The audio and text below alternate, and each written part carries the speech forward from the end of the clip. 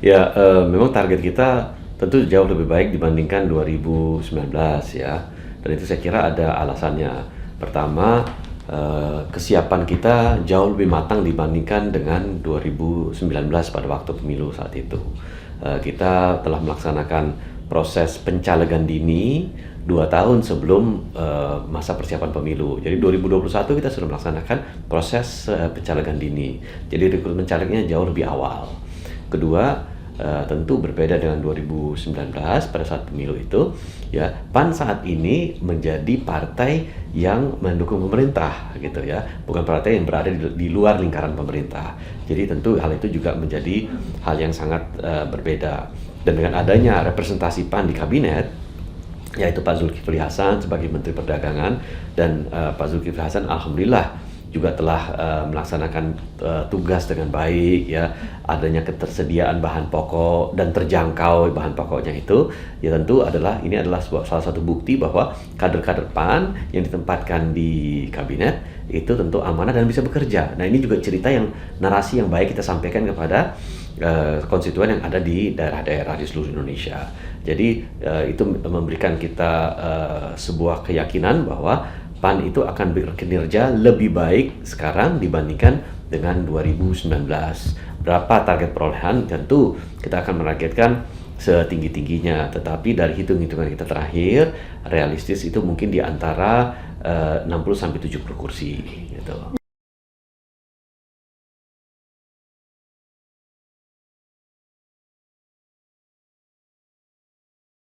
Setiap orang bisa mendaftar, dan kita punya aplikasi namanya Simpan, ya, yang mana itu juga memberikan akses kepada setiap orang publik itu untuk bisa mendaftarkan diri sebagai anggota PAN, mendapatkan KTA PAN, termasuk juga mendaftarkan diri sebagai calon anggota legislatif. Nah, itu bisa dilakukan proses sedemikian. Bisa juga dengan secara tradisional datang ke kantor PAN di kabupaten kota terdekat untuk mendaftarkan diri. Ya, jadi proses penjaringannya itu apakah itu targeted, kita yang jemput bola, yang menjangkau tokoh-tokoh masyarakat, public figure yang ada gitu ya, untuk kemudian mengajak mereka bergabung dengan PAN dalam proses pencalegan, atau juga memang secara organik ya, teman-teman yang ada di seluruh Indonesia yang datang untuk mendaftar melalui aplikasi yang terbuka, tetapi juga memang dari internal PAN yang memang adalah pengurus-pengurus harian di DPP PAN yang juga ikut mendaftar.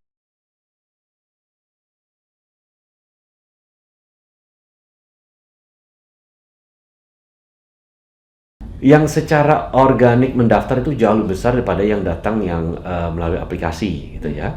Jadi saya kira mungkin persentasenya itu mungkin hampir 90% itu datang mendaftar berdasarkan status mereka pengurus harian, ya, kader PAN yang sebelumnya pernah mencalekkan juga, ya, termasuk juga mereka-mereka yang kita jemput bola, ketimbang yang datang atas inisiatif sendiri untuk bisa mendaftar. Karena bagaimanapun juga mendaftar itu kan kita perlu ada interaksi antara kita dengan pihak PAN-nya, agar calon yang sudah mendaftar tersebut tidak hanya sekedar namanya saja kita ketahui, tetapi kan kita juga ingin memahami lebih dalam lagi kapasitas yang bersangkutan, minat yang bersangkutan, kenapa bisa mendaftar di PAN, dan kenapa motivasi maju sebagai anggota legislatif, ya, termasuk juga apa target-targetnya. Jadi itu yang kita ketahui. Jadi memang meskipun ada yang mendaftar secara online, tetapi pada akhirnya juga kita undang untuk kita ajak bicara, kita ajak diskusi.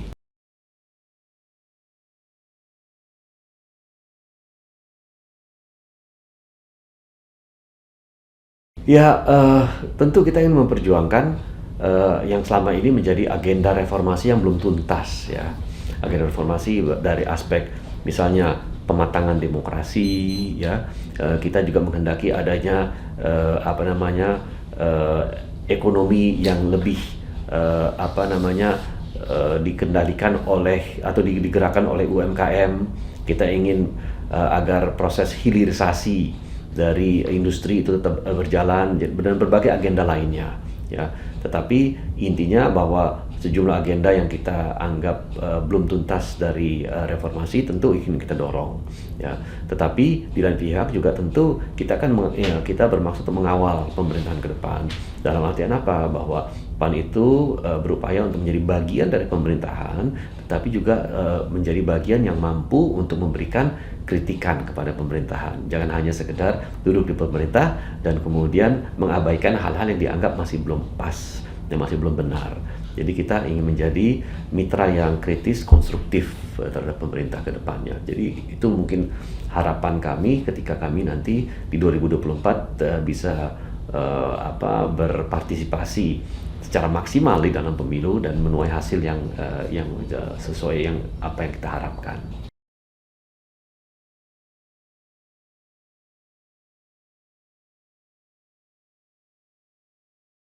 Saya kira mau tidak mau setiap partai politik harus menyesuaikan diri, ya, karena yang namanya party change itu salah satu aspeknya itu adalah strategi politik partai, ya. Nah, strategi politik partai itu tentu berubah kalau ada kondisi perubahan eksternal maupun internal. Tapi ini kan kondisi eksternalnya yang kelihatannya dominan dengan hadirnya begitu banyak pemilih muda, pemilih pemula dan pemilih milenial, gitu ya. Sehingga memang strategi politik dari partai itu harus berubah. Salah satu strateginya adalah ya bagaimana kita mampu berkomunikasi dengan kaum milenial itu melalui media sosial juga dalam bahasa yang mereka gunakan. Jadi kita wajibkan, salah satunya adalah semua anggota Dewan PAN wajib untuk memiliki media sosial dan memiliki komunikasi yang baik di media sosial. Nah, kedua, kami juga sampaikan kepada seluruh kader PAN, seluruh anggota Dewan kita, agar mampu untuk bisa membuat kegiatan-kegiatan yang langsung menyentuh apa yang diharapkan atau aspirasi dari kaum muda dan milenial tersebut, gitu ya. Salah satunya yang paling menarik bagi kita yang kita temui adalah bagaimana kaum muda, kaum pemula, pemilih pemula itu memiliki kekhawatiran tentang pembiayaan untuk membeli rumah, gitu. Nah, jadi itu menjadi salah satu titik sentral yang memang perlu kita gali lebih lanjut. Di samping tentu ya lapangan kerja selalu menjadi isu. Di samping juga harga kebutuhan bahan pokok itu juga menjadi isu. Tetapi yang kita gali lebih lanjut dari hasil survei internal yang kita lakukan, bahwa ternyata banyak pemilih pemula muda itu ingin mendengar apa yang bisa dilakukan oleh para politisi ini agar mereka bisa mendapatkan kemudahan untuk membeli tempat tinggal, gitu.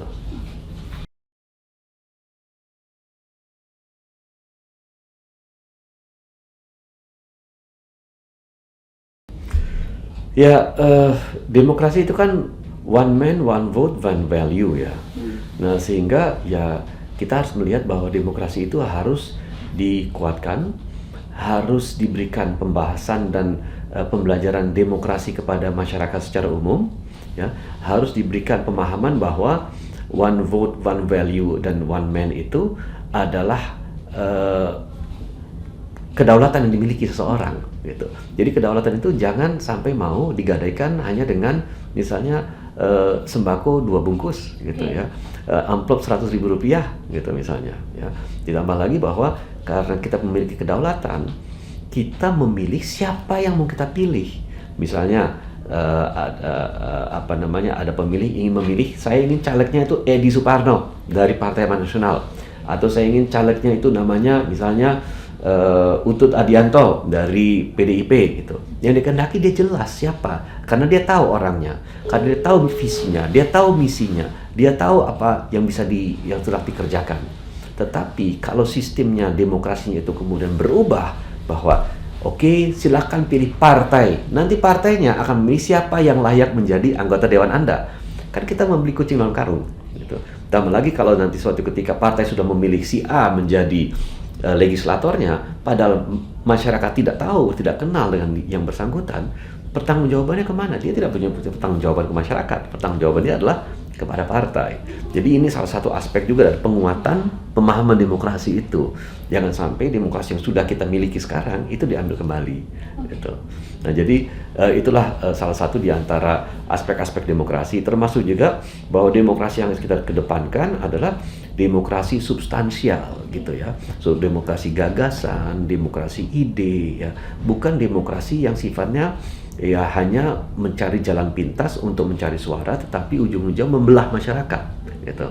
Ya seperti yang sekarang kita lihat adanya politik identitas, itu bagian dari demokrasi, tapi demokrasi yang buruk. Apalagi akan lebih buruk lagi kalau pengalaman 2019 kita ulang lagi di 2024. Artinya kita nggak belajar kan, bukannya malah kita jalan di tempat, jalan maju, malah kita jalan mundur nantinya.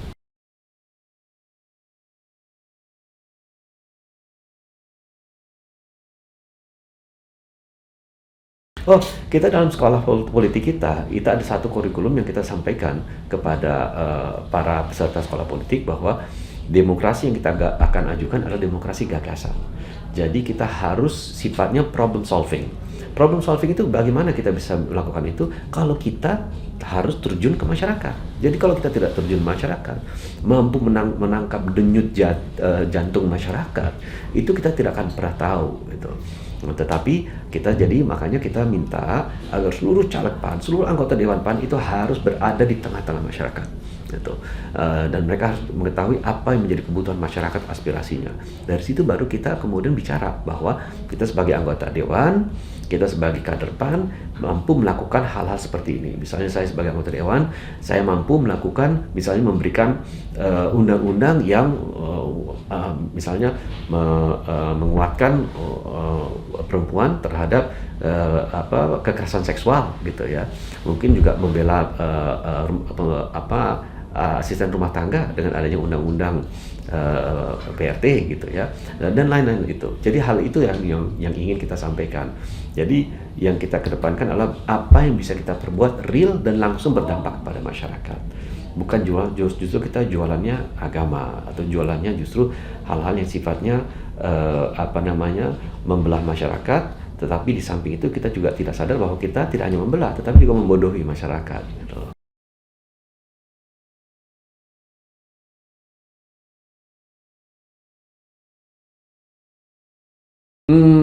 Ya salah satu ekses daripada demokrasi langsung itu yaitu memang adalah adanya beban pemilu yang tinggi ya, tetapi memang beban pemilu yang tinggi itu juga relatif ya, relatif dalam artian bahwa ya di negara seperti Indonesia mungkin itu berbeda dengan di negara-negara seperti misalnya Thailand atau Malaysia ya atau Vietnam ya, di mana Indonesia populasinya sangat besar gitu ya. Di dalam satu dapil saja mungkin ada 2,5 sampai 3 juta warga yang tinggal. Mungkin itu ya separuh dari negara di tempat-tempat yang lain gitu ya. Nah, sehingga memang untuk mengumpulkan massa itu biayanya kan juga tidak murah. Untuk mengumpulkan massa saja kan kita tidak bisa gratisan. Karena apa? Masyarakat kan datang itu harus ada uang transport gitu. Dan itu harus kita apresiasi, kita harus berikan. Dan itu diperbolehkan oleh peraturan KPU ya. Kita bisa memberikan sampai dengan 50, kalau saya tidak salah 60.000 per kepala gitu ya. Itu kita harus berikan ya. Katakan saja kita mengumpulkan dalam 1 minggu kita melakukan pertemuan 5 kali, 1 kali pertemuan 200 orang kita undang, 1.000 orang kali 60.000 berapa coba? Itu kan jumlahnya besar. Nah, dan itu tidak bisa 1 kali. Pemilih 2,5 juta, kalau kita target ingin mendapatkan suara paling tidak 5% aja, itu kan sudah 125.000. 125.000 kali 60.000 saja bisa dihitung berapa. Jadi memang itu salah satu tantangan terbesar kita ya untuk itu. Tetapi jangan salah, ada juga di antara anggota-anggota dewan kita yang sekarang duduk ya, ketika mereka berbagi pengalaman, dana yang dikeluarkan relatif minim karena dilakukan secara gotong royong oleh teman-teman saudara-saudara kita di daerah tersebut yang memiliki harapan besar untuk bisa mengusung putra daerah dari dapil yang bersangkutan. Nah, jadi memang variatif, tetapi saya tidak menutupi kenyataan bahwa memang ongkos politik itu relatif cukup tinggi ya.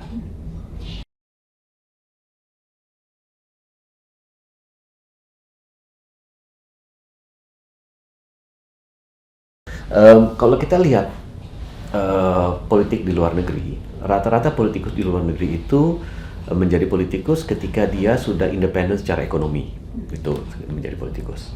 Kedua, dia mendapatkan pembiayaan penuh dari partainya, dan partainya mendapatkan pembiayaan penuh dari negara, gitu.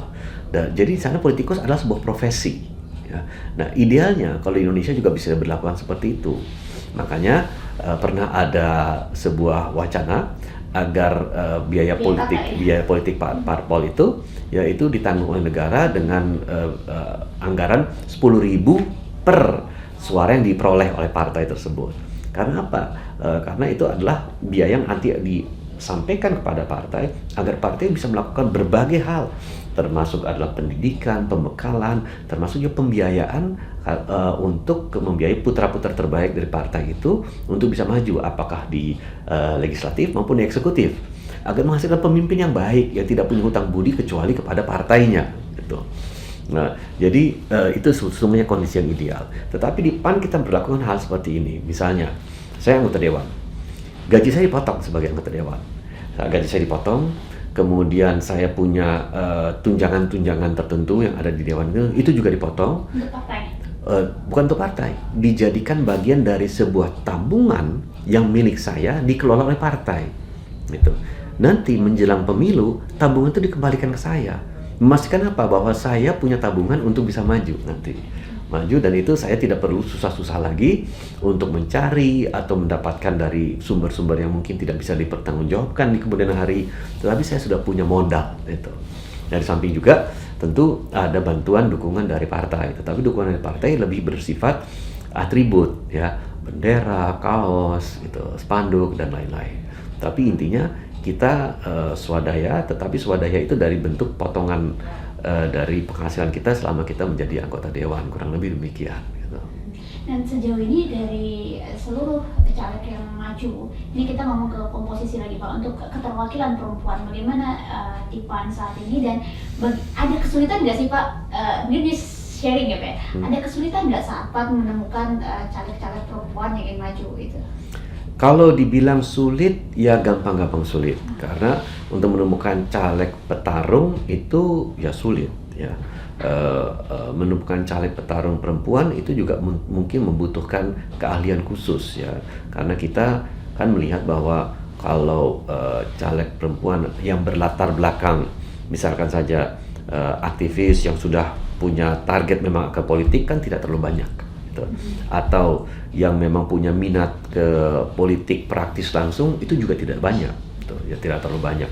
Tetapi banyak yang juga berada di partai kita melalui, misalkan saja melalui sayap partai perempuan kita yang tadinya memang punya kegiatan sosial yang besar, tertarik juga bahwa kegiatan sosial itu adalah satu hal, tetapi saya bisa melakukan perubahan yang lebih signifikan kalau saya bisa merubah peraturan atau undang-undang terkait hal tersebut. Nah, sehingga timbullah minatnya untuk masuk ke politik praktis karena bisa melakukan perubahan yang real, yang nyata, gitu. Nah, dari situ dan tentu kita bisa menghargai bahwa ketika kita menerima caleg-caleg perempuan, ya bukan kita istimewakan dan kita kemudian kita bedakan dengan caleg laki-laki, tetapi tentu kita berikan kita berikan prioritas ketika nanti yang bersangkutan ingin maju di dapil-dapil tertentu yang memang merupakan basis suara mereka, juga memberikan kita evaluasi juga yang baik ketika nanti kita memberikan nomor urut kepada caleg-caleg tersebut.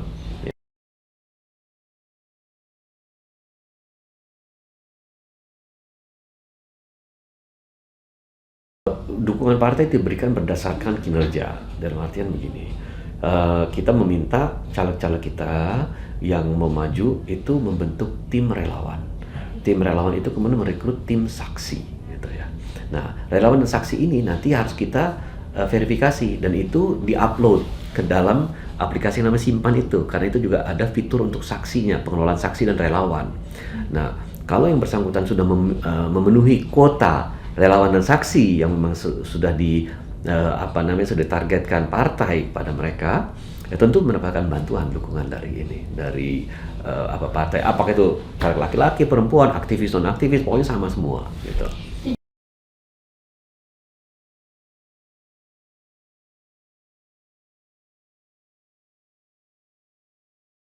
Ya, ada wilayah baru juga. Ya, misalnya begini, PAN itu selama ini belum pernah mendapatkan kursi, misalnya di Maluku gitu ya. Ya, alhamdulillah sekarang istrinya Gubernur Maluku menjadi caleg PAN ya.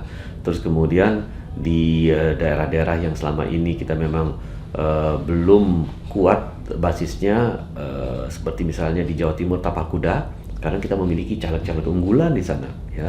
Karena kita berhasil membuka akses ke kantong-kantong NU, gitu ya. Nah, di situ kita melihat bahwa ada peluang-peluang baru. Jadi memang bisa dikatakan bahwa di samping basis-basis tradisional PAN yang ingin kita pertahankan, bahkan ada yang ingin kita tingkatkan jumlah perolehan kursinya, tentu di tempat-tempat yang baru, dapil-dapil baru juga kita ingin mendapatkan kursi. Ya, seperti misalnya di Papua, ya kan banyak dapil baru sekarang dengan adanya pemekaran. Ya, jadi itu juga salah satu target kita.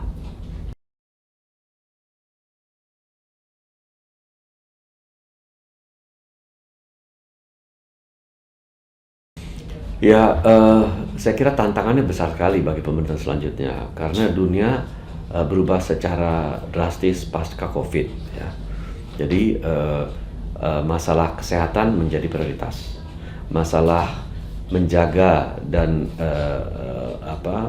kesinambungan dari rantai pasok itu menjadi prioritas. Ketika COVID itu boleh dikatakan rantai pasok terganggu sama sekali sehingga tidak ada produksi, tidak ada transportasi yang berjalan, jadi itu juga menjadi prioritas. Ya. Yang juga menjadi prioritas adalah bagaimana kita bisa mengembangkan energi hijau, energi terbarukan. Karena sekarang ini kita lihat bahwa dampak terhadap lingkungan, terutama cuaca, musim, ya itu besar sekali. Ya, sekarang musim tidak bisa diprediksi, ya, cuaca sering ekstrim, ya itu adalah dampak daripada climate change. Nah, itu juga menjadi satu tantangan terbesar. Tapi tantangan terbesar juga yang perlu kita fokuskan untuk pemerintahan ke depan adalah mengenai kemandirian dan kedaulatan. Kemandirian dan kedaulatan khususnya di bidang pangan dan energi. Gitu. Selama COVID itu kita diajarkan bahwa pembelajarannya adalah bahwa ya ketika kita bergantung kepada impor dan negara-negara lain kemudian mempertahankan bahan bakunya atau mereka pertahankan sumber dayanya itu tidak diekspor, kita nggak punya apa-apa, nggak punya akses gitu. Nah, terutama yaitu energi, misalnya BBM ya kita masih impor, ya pangan, beras, gula, terigu masih kita impor. Nah, jadi masalah kedaulatan kemandirian khususnya energi dan pangan saya kira itu juga menjadi hal yang sangat penting ke depannya.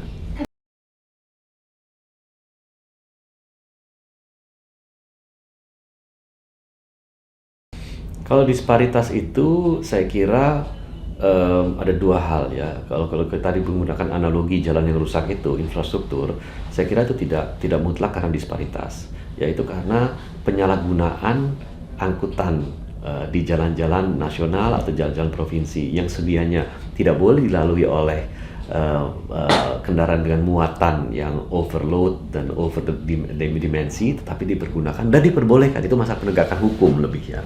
Tapi kalau kita bicara mengenai disparitas ya, apalagi kita itu tolak ukurnya kan adalah Gini ratio ya.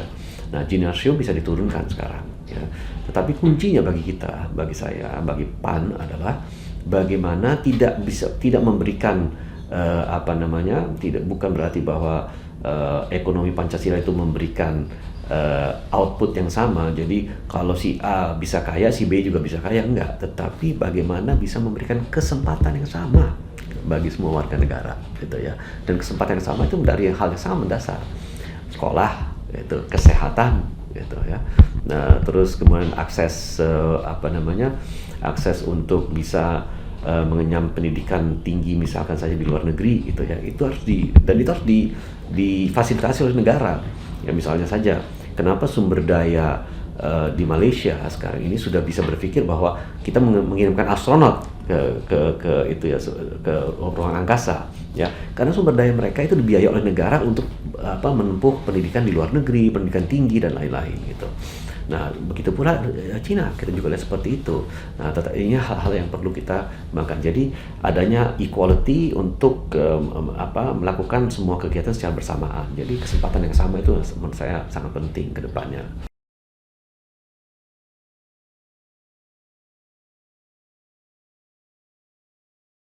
Eh, Pemimpin yang ke depan itu berbeda dengan pemimpin yang kita miliki sekarang, Pak Jokowi atau Pak SBY atau pemimpin sebelumnya, karena beda zaman, beda tantangan ya.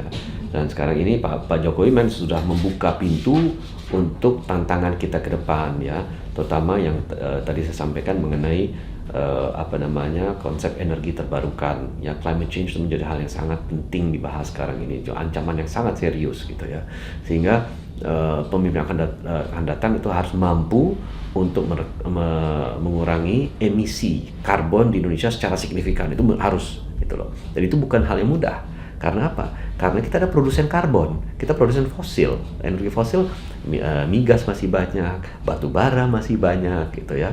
Nah, dan kita juga ikut dalam proses penembangan hutan yang cukup masif untuk dibangun dibangun perkebunan gitu. Nah, itu juga salah satu tantangan besar ya. Tantangannya apa?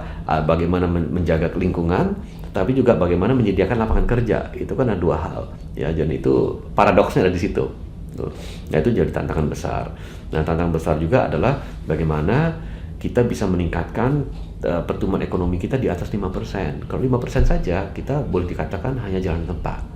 Tapi kalau kita ingin mengangkat yang sekarang ini kelas bawah menjadi kelas menengah, yang kelas menengah menjadi kelas menengah atas, itu pertumbuhannya di atas 5% di Indonesia, itu sudah mutlak. Nah, jadi dibutuhkan pemimpin yang memiliki kecakapan untuk bisa menghimpun semua kekuatan yang ada di negara ini, baik yang memilih dia maupun yang tidak memilih dia, gitu, untuk kemudian dijadikan dream team untuk bidang ekonomi, bidang kedaulatan pangan, kedaulatan energi, di bidang pertahanan keamanan dan lain-lain. Karena sekarang juga geopolitiknya berubah, gitu. Sekarang kita lihat ancaman geopolitik Amerika Cina itu real, Amerika Rusia itu real gitu ya, sehingga ya ini juga harus ada pemahaman tentang kondisi geopolitik global yang saat ini sangat dinamis.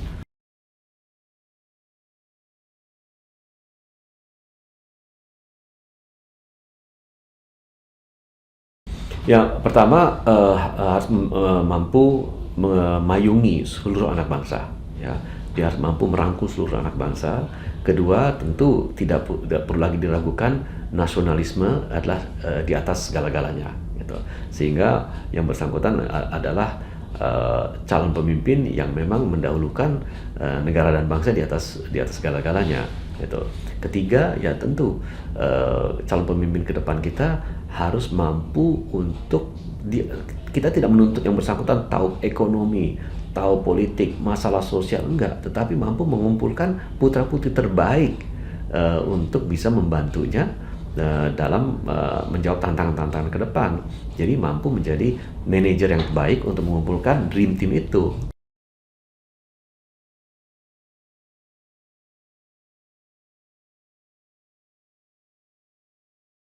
Ya, pasti akan merupakan kebanggaan bagi seluruh partai politik jika putra terbaiknya bisa maju ya di dalam kontestasi Pilpres. Dan PAN punya rekam jejak di situ. 2004 Pak Amin Rais menjadi capres, 2014 Pak Hatta Rajasa menjadi cawapres. Tetapi kita juga tidak ingin memaksakan kader kita untuk maju kalau memang kondisinya tidak memungkinkan bagi kita untuk bisa memenangkan pertarungan Pilpres itu. Ya, kita realistis saja. Karena ujung-ujungnya kan kita ingin menang di Pilpres. Kalau itu ternyata bukan kader kita yang kita dorong, tetapi kita bisa mengambil andil di dalam pemerintahan yang akan datang, tentu itu juga sangat baik bagi kita.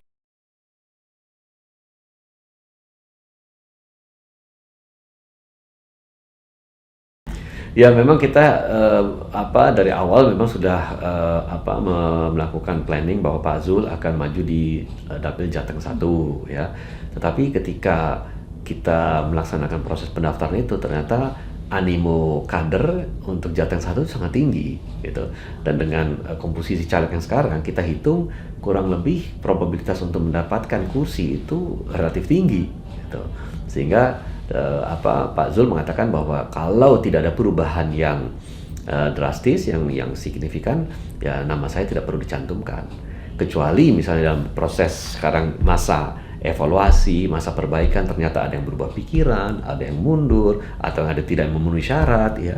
Nah, sehingga terjadi kevakuman, ya tentu kita setiap waktu bisa memasukkan nama Pak Zul ke dalamnya.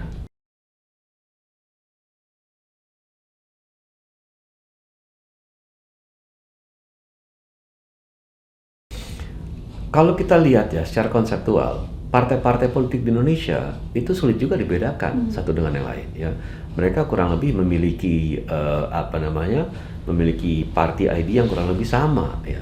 Yang membedakannya itu mungkin hanya konsep pemahaman tentang falsafah negara dan dengan tentang agama ya. Tapi yang lainnya kurang lebih sama. Ya misalnya konsep ekonominya partai A, partai B, partai C coba dilihat kurang lebih sama ya. Nah, yang membedakan mungkin PAN ke depan yang akan kita sampaikan dan kita komunikasikan adalah PAN sebagai partai adalah partai berbasis nasionalis religius ya, Islam, modern, moderat, tengah gitu. Nah, itu yang kriteria jelas dari PAN ya. Karena kita merasa bahwa PAN itu harus berada di tengah, karena di tengah itu adalah tempat titik temu dari seluruh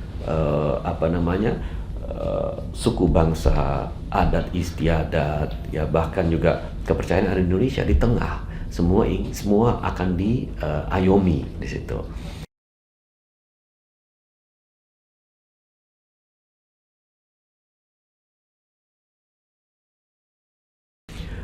Kan kita sudah pernah alami ya di 2019, jadi pengalamannya sudah ada. Jadi kita tahu bagaimana kita menggerakkan mesin partai untuk bisa memenangkan pemilu, tetapi juga bagaimana kita bisa mengusung capres kita untuk bisa menang juga. Jadi ibaratnya satu langkah kita bisa melaksanakan 2-3 pekerjaan sekaligus.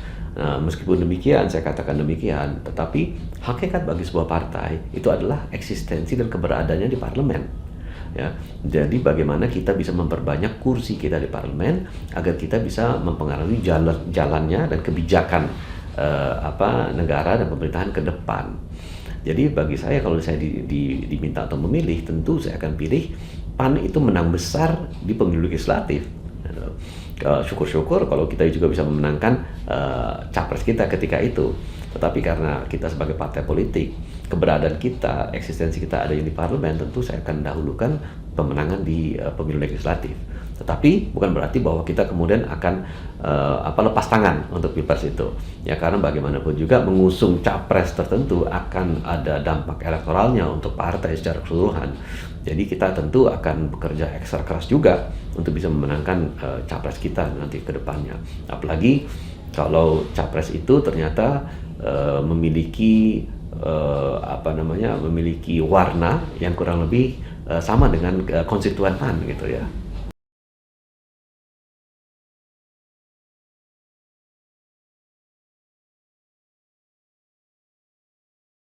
Enggak juga, karena seorang capres itu pasti akan diusung oleh partai politik dan pemenangannya itu juga akan sangat ditentukan oleh jaringan infrastruktur yang dimiliki oleh partai politik gitu. Jadi tidak akan pernah terlepas gerakan dan proses pemenangan seorang capres tanpa didukung oleh partai politik pasti, karena seluruh jaringan yang dimiliki partai politik dari Sabang sampai Merauke itu pasti akan dimanfaatkan dan itu pasti akan digunakan. Dan masing-masing capres kalau diusung oleh partai-partai politik, kan partai-partai politik itu memiliki basis massa yang kuat di daerah-daerah yang berbeda satu dengan yang lainnya. Itu juga menjadi hal yang penting bagi seorang capres ke depannya.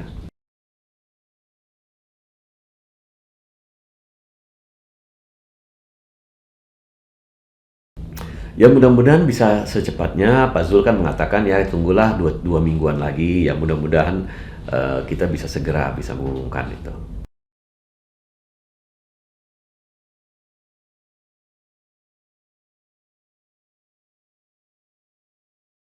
Saya rasa kalau masalah politik identitas, yaitu merupakan salah satu kewajiban kita untuk memberikan pembelajaran kepada publik, pembelajaran kepada masyarakat, ya bahwa politik identitas itu tidak membawa manfaat apa-apa, ya justru merusak.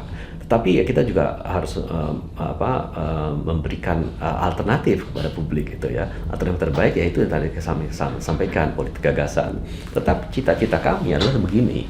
Konsep kebangsaan kita ke depan itu harus pemahaman tentang kecintaan terhadap negara dan tanah air ya.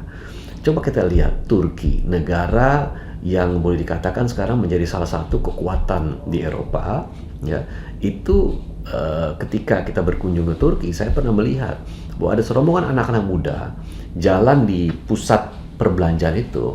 Mereka mengusung bendera Turki, mengusung foto dari pendiri Republik Turki modern, Kemal Atatürk gitu ya, menyanyikan lagu-lagu kebangsaan dan bangga sekali gitu loh. Jadi ada kebanggaan menjadi warga negara Turki. Nah ini rasa bangga, rasa cinta tanah air ini yang harus kita tanamkan ke depannya. Dan ini harus kita tanamkan karena di era media sosial dan informasi yang sekarang sangat mudah diperoleh, ya kita bisa kehilangan identitas sebagai bangsa. Jadi kita harus menguatkan identitas kita melalui apa? Kecintaan, kebangsaan, cintaan kepada tanah air, bangga menjadi bangsa Indonesia. Dan saya rasa itu sangat penting. Itu harus saya kira perlu kalau perlu diformalkan kembali. Dulu kan kita ada P4 gitu ya, ada Pancasila, sekarang kan sudah tidak ada lagi. Jadi saya kira itu menumbuhkan rasa kecintaan terhadap tanah air perlu diformalkan kembali dalam bentuk pendidikan formal.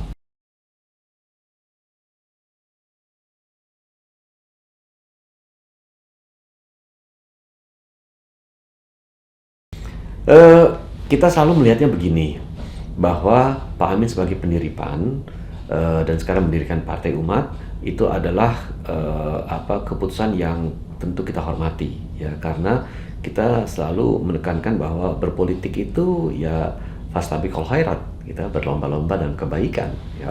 Apakah itu di PAN, di Partai Umat, di partai lainnya, itu tetap tujuan kita satu. Kita ingin memperbaiki kehidupan masyarakat secara umum. Nah, jadi bagi kami, apakah kemudian Partai Umat akan menggerus suara PAN? Saya kira masing-masing punya konstituen yang berbeda. PAN dengan Partai Umat berbeda. Nah, jadi kita nanti akan melihat bahwa Partai Umat akan mendapatkan suara dari konstituen yang memang menjadi basis suaranya, begitu juga dengan PAN. Jadi ibaratnya piringnya beda.